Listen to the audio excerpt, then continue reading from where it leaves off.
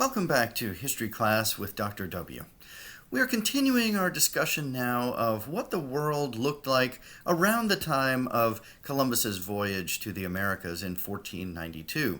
In the previous couple of lectures, we talked about Native American societies and what those looked like in that era. We're now going to be turning our attention to European societies and others that are involved in this kind of transfer of culture, technology, and the interaction that occurs between Europeans and the Americas. Before we get into that, though, I want to take just a few minutes and explore, pardon the pun, explore one of my favorite sources from this era, and those are the maps that existed in that time. You know, one of the great questions that historians have wrestled with over the years is, what did Columbus know about the world and what did he expect to find when he sailed out across the oceans to the west?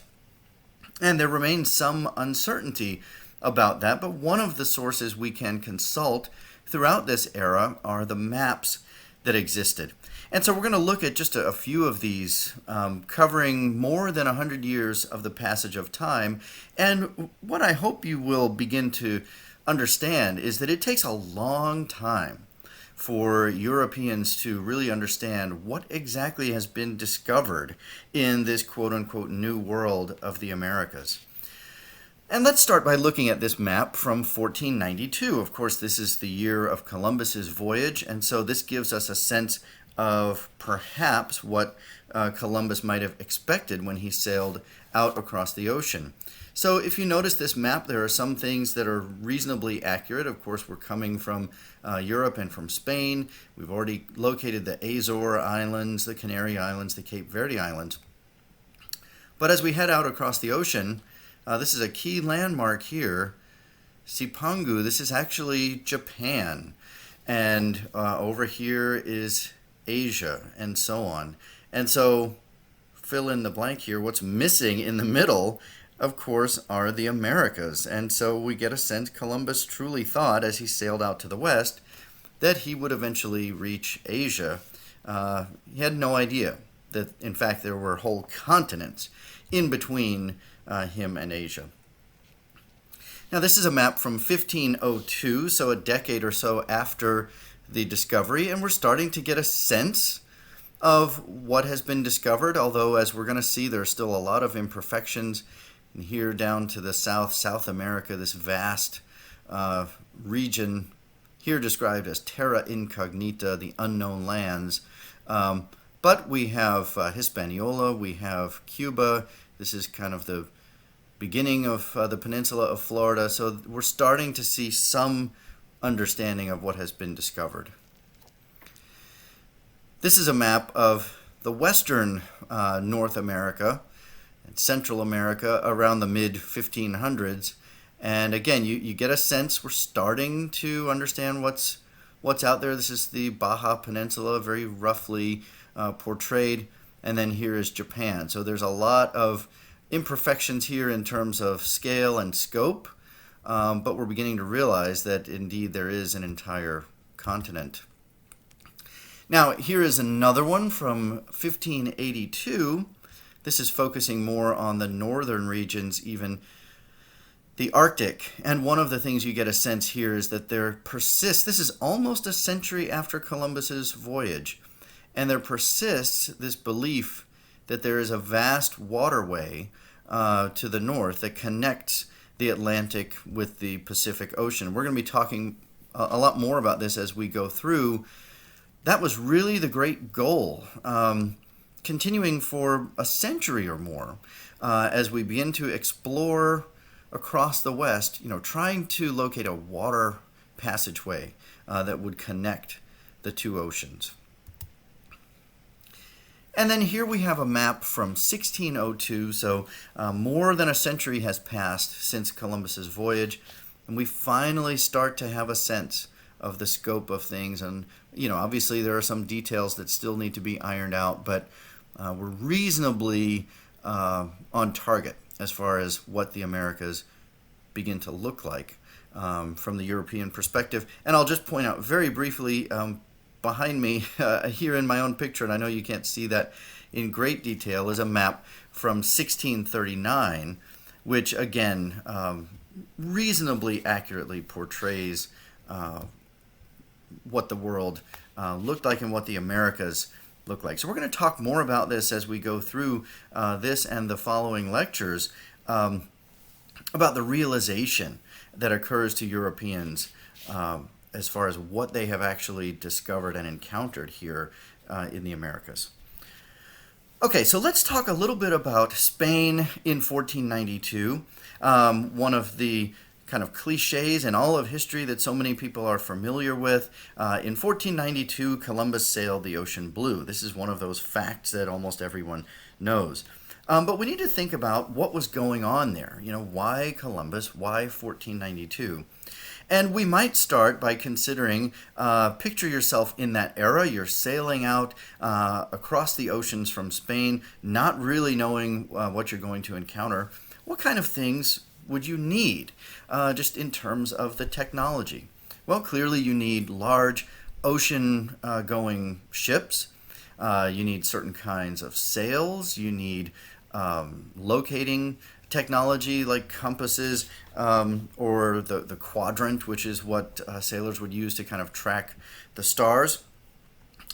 And all of these technologies are evolving in the centuries leading up to 1492. In short, it would have been very difficult for Europeans to have sailed out across the ocean much earlier than 1492 because they didn't have the technology. Now, as has been noted, the Nordic peoples did explore some parts of the Americas well before 1492.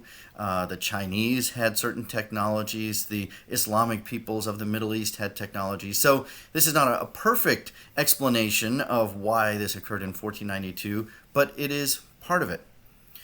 Now, more important than that, we begin to see a process more in the realm of political and ideological reasons why 1492.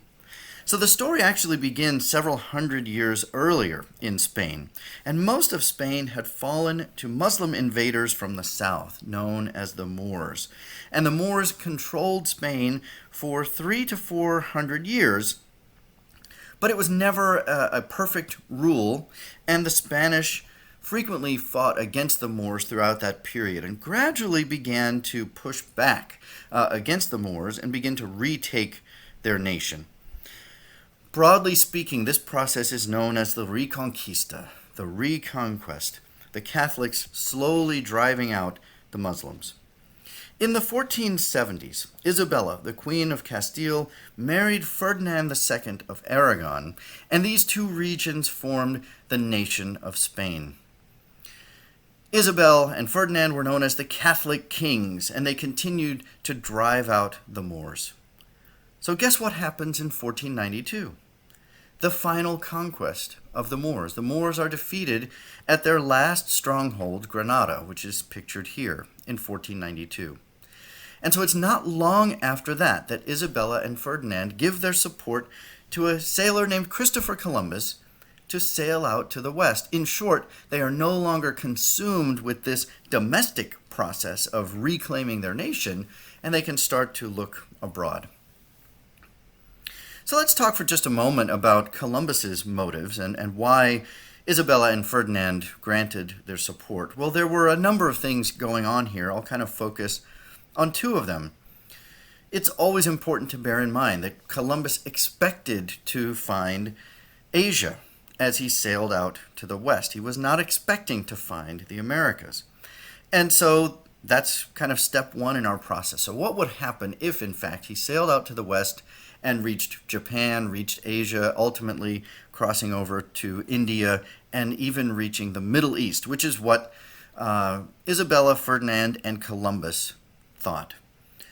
So one part of Columbus's kind of sales pitch is this idea that he might begin a process and describe himself as the last crusader. So we've defeated the Moors in Spain, but there was interest in continuing that process. We want to continue to defeat the Muslims wherever they were, and most particularly the Holy Land. And so Columbus pitches this idea of, I will sail out to the west, I'll reach Asia, cross over India, eventually arrive in the Middle East, and perhaps reclaim Jerusalem and the Holy Land. So that was motive one, and that was compelling to Isabella and Ferdinand. Motive two is not quite so idealistic. Columbus wants to achieve fame and wealth, and along with Isabella and Ferdinand, they all thought that this voyage out to the west might land tremendous fame and, more important, wealth for the Kingdom of Spain. The Orient was laden with spices and silk and riches and all kinds of resources. And European nations in general were seeking easier routes to all of those resources in this period. Portugal, which we're going to talk about a little bit later, Portugal was already kind of nailing down access to Africa to the south and the process of sailing around Africa and reaching the Middle East that way. So for Spain, the greatest opportunity was to sail directly out across the ocean to the west. So these are kind of the two most compelling motives that Columbus pitches to Isabella and Ferdinand in 1492, and ultimately they grant their support to Columbus to undertake this voyage. In the next lecture, we'll talk about Columbus's voyages, and we'll talk about the Spanish arrival in the Americas and ultimately their conquest.